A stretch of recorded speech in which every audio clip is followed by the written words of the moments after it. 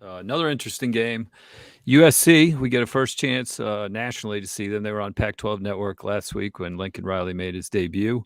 They are traveling to Stanford, 7:30 ABC. Last year, Stanford went 3-9, but one of their wins was a Week 2 beatdown of USC. Game they led 42-13 in the fourth quarter, ended up winning 42-28, and Clay Helton was fired the following week. So USC, this should be a different story. Stanford had a decent opener. Emmett Smith's son, EJ Smith, had a good opening game. He had 111 yards, and then USC, of course, blew the doors off of Rice.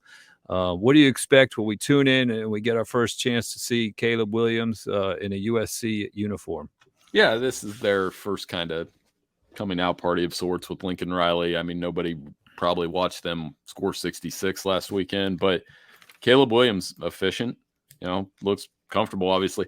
What I'm interested in is they are on the road, and Caleb Williams did not play great on the road last year in Big 12 play. He had a rough start at Kansas. I mean, they were having issues with Kansas. So Stanford is a tough place for USC to play. They've lost 4 of the last 5 there.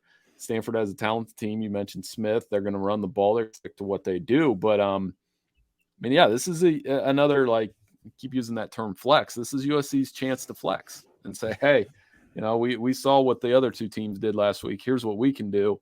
And, they're top 10. I expected that. I knew that if they scored 60 points that they would be ranked in the top 10, and that's exactly what happened. So, this would kind of establish them as not all the way there yet, but definitely in the playoff conversation. Right, a little bit.